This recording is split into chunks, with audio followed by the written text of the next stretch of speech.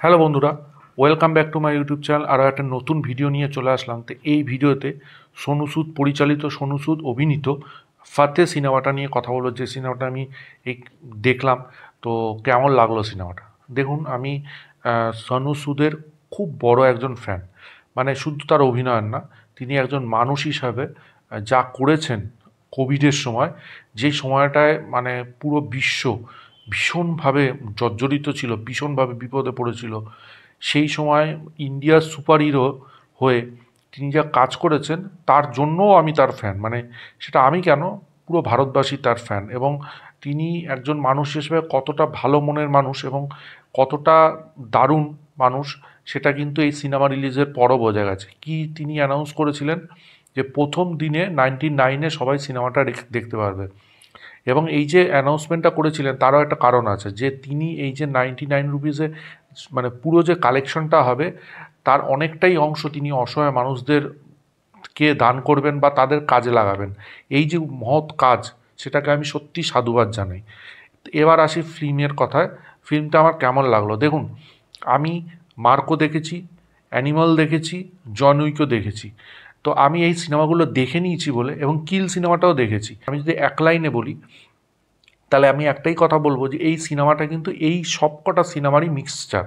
ঠিক আছে, মানে আপনি যদি খুব ভায়োলেন্ট ব্যাপার পছন্দ করেন এবং খুব যদি অ্যাকশন পছন্দ করেন, তাহলে কিন্তু আপনি এই সিনেমাটার মধ্যে সেটা পাবেন। ঠিক আছে, গল্পটা যদি আমি একটু করে বলি, সেটা হচ্ছে সোনু সুদ একটা মেয়েকে খুঁজতে আসছে, এবং এটা একটা সাইবার ক্রাইম রিলেটেড ব্যাপার।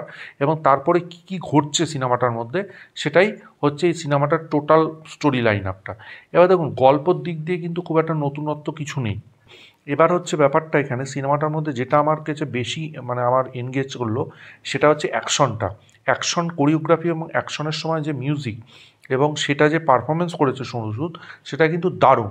সেটা দারুণ। তবে এই অ্যাকশনের সময় কিন্তু আমাকে অনেকটা সময় অ্যানিমেলের কথা মনে করিয়ে দেয়, আমাকে অনেকটা সময় কি মার্কোর কথা মনে করিয়ে দেয়, এমনকি জন উইকের কথাও মনে করিয়ে দেয়।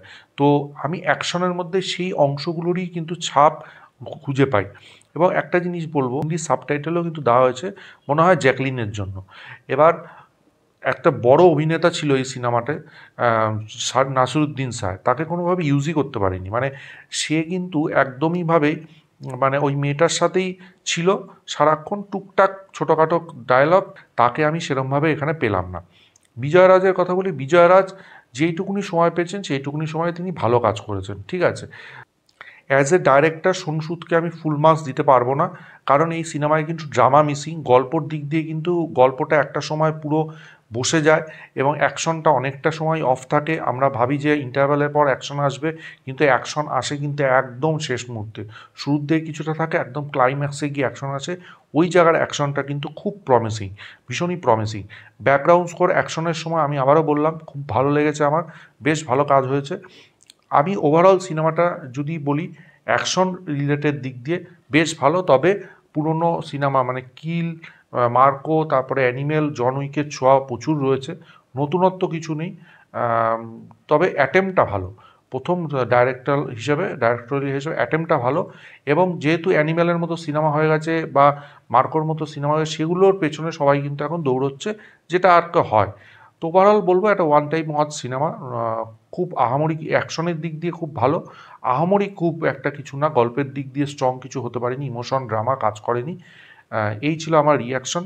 আপনারা যদি দেখে থাকেন, কেমন লেগেছে অবশ্যই কমেন্ট বক্সে জানাবেন। ভিডিওটা ভালো লাগলে লাইক করুন, শেয়ার করুন, চ্যানেলটা অবশ্যই সাবস্ক্রাইব করে দিন।